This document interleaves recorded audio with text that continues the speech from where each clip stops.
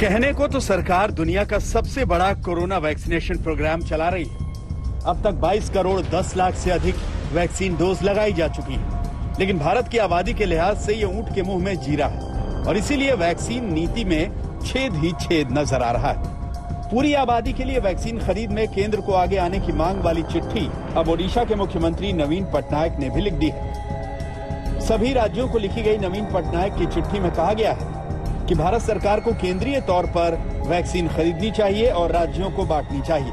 साथ ही साथ vaccine programme decentralise होना चाहिए और राज्यों को अपने यहाँ सभी के वैक्सीनेशन का कार्यक्रम बनाने की छूट मिलनी चाहिए।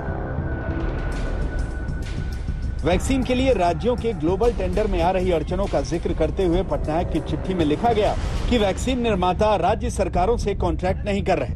पटनायक ने यह भी लिखा है कि वैक्सीन हासिल करने को लेकर राज्यों के बीच खींचतान की गुंजाइश नहीं रखी जा सकती। पटनायक से पहले केरल के मुख्यमंत्री पी विजयन ने गैर बीजेपी शासित राज्यों के 11 सीएम को चिट्ठी लिखकर सभी के लिए मुफ्त वैक्सीन को लेकर एकजुटता की अपील की थी। इसके अलावा झारखंड, बंगाल समेत लगभग समूचे विपक्ष ने पहले से ही केंद्र को वैक्सीन नीति पर घेर रखा है।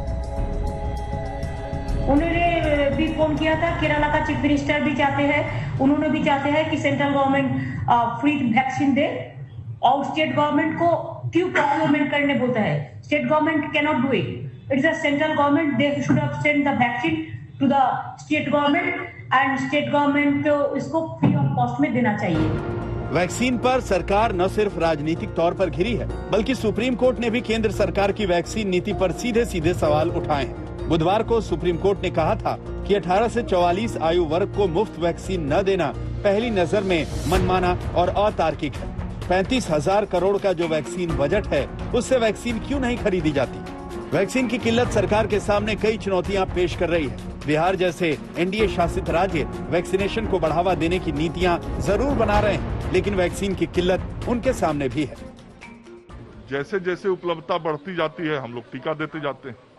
अभी फिर टीका उपलब्ध हुआ, फिर टीका दे रहे हैं और केंद्र सरकार से भी हम लोगों को यह विश्वास मिला है और जो उत्पादक कंपनियां हैं, अगले कुछ एक दिनों में उत्पादन और बढ़ने वाला है, तो स्वाभाविक रूप से टीका अधिक मिलता जाएगा और हम लोग टीका करते जाएंगे। इसीलिए पूरा इंफ्रास्ट्रक्चर हम लोगों ने पूरा तैयार कर लिया है कि टीके की उपलब्धता भी बढ़ेगी और हम पूरी तरीके से लोगों तक टीका पहुंचाएंगे।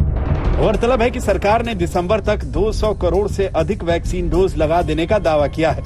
वैक्सीन नीति पर आलोचना झेल रही सरकार ने बीते दिनों में विदेशी वैक्सीन निर्माताओं को हरी झंडी देने के लिए नियमों में ढील दी है। तो अब हैदराबाद की बायोलॉजिकल ई कंपनी को 30 करोड़ वैक्सीन डोज का एडवांस पेमेंट भी दिया है। ओडिशा से मोहम्मद सुफियान और पटना से रोहित सिंह के साथ आज तक ब्यूरो।